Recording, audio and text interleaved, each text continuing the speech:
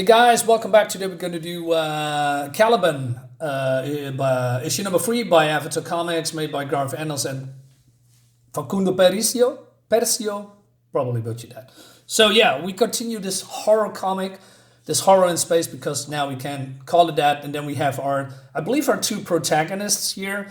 They are being paired together. They are friends, and they need to make contact with the other ship, because their own ship has been fused together. If you know what I'm talking about, check out my other two reviews of, Caliban issue number 1 and 2, and maybe you want to subscribe to my channel and all that jazz. And but we also see Karine.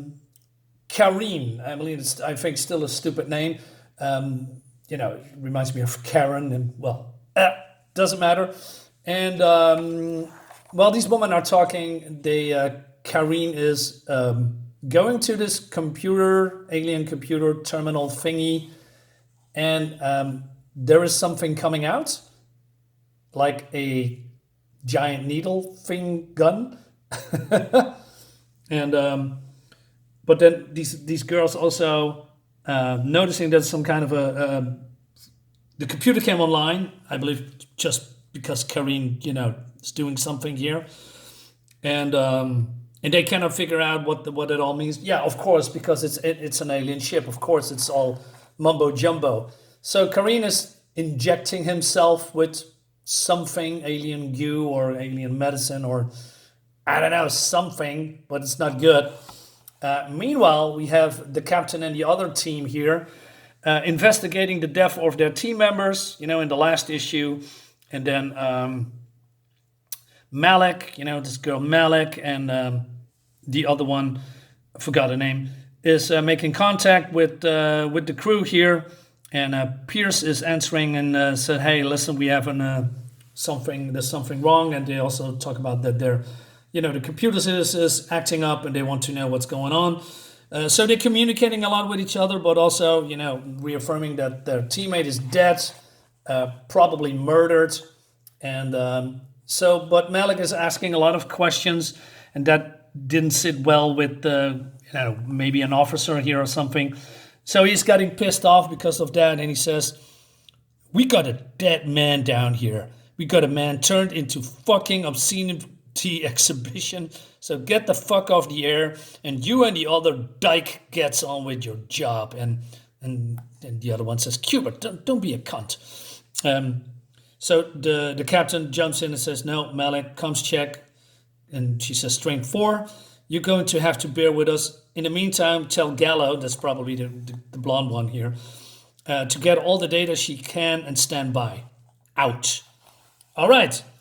So they are basically assessing the situation here and try to figure out what they are going to do next, because it seems they're still bleeding air. They need to seal off certain key points of the ship so that the air stays inside, but also in the meantime having one opening that they can traverse to one area to another, right? Meanwhile, they also say, "Hey, let's stick together, and we're gonna be all right, probably." And but then, so they are here with their 4 people now, but then. This is happening. Karine comes out of nowhere, grabs Pierce, but then these idiots here just walk, I don't know, probably half a mile. I'm just exaggerating, a couple of 100 meters further, and they didn't even notice that Pierce was, falling behind for whatever reasons. And then they're shouting, "Hey, Pierce, where are you?" And the captain is going a little bit in panic mode, because these two have an affair, and he likes her very much. Pierce is no slouch, and she can hold her own. And but then she also sees that Karine is not himself, because he can punch through metal walls, and then she's doing this to him. Look at this. Looks gruesome. So, and then she says, oh, Karine, I didn't mean to. Look, what the fuck is going on? What's happening? And then he's saying something like reaction or situation awareness, hand-eye poor, developing, and he's healing. And he says situation good, so she's in big trouble. And then we're going back to let me double check, because I'm forgetting the name again.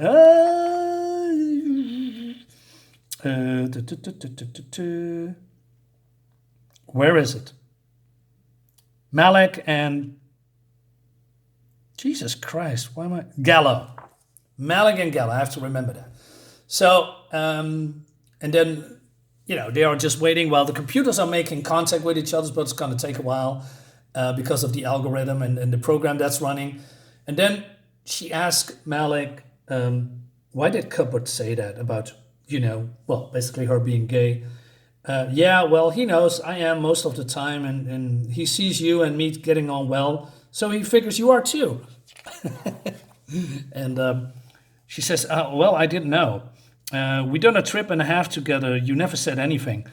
And she says, well, no, to tell the truth, I'm surprised at myself. I normally move a lot faster, but I didn't want you to freak out, scare you off. And but I tell you,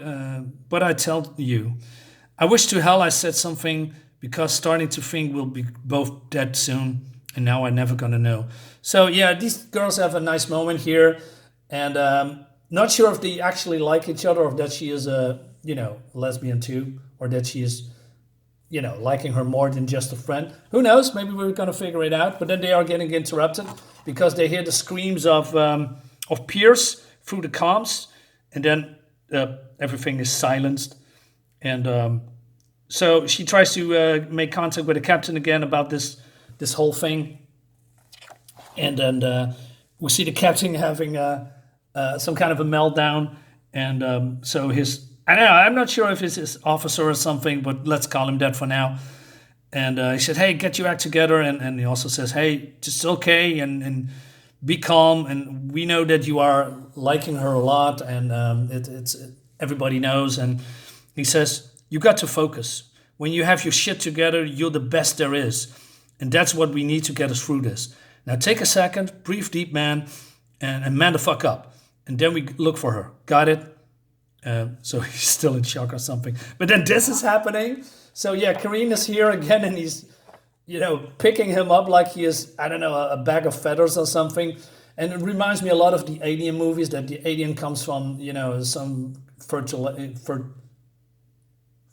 what's the word? Fertile? Jesus Christ, why am I forgetting how that's called? Ventilation shaft. Jesus. And then picking that up. So yeah, this guy's gone. And then he's getting beat up and, also getting hit by all these things here on the way. And then we see Pierce and her mangled, broken body. So he says, oh, Jesus, what did he do to you, girl? And she says, he wants to see how much we can take. What our bodies can take, like cat met a mouse. Okay. And then Kareem takes his arm, and, well, you can imagine what's happening. He's probably ripping him off. And she's starting to cry because she's helpless. And that leads us to the next issue. Yeah, so it's great stuff. I mean, I like horror comics, but I think the pacing is a little bit too slow. It's too much, a little bit of talking about things that is not really that interesting to me. I know they try to build a sense of connection with the reader here, introducing characters, fleshing them out a little bit. I like that. But sometimes the dialogue is going nowhere. But for now, let's say I'm still intrigued because I want to know what's happening to this guy. Horror comic. It's great. Guys, thank you so much for watching. Leave a comment, and see you next time. Bye-bye.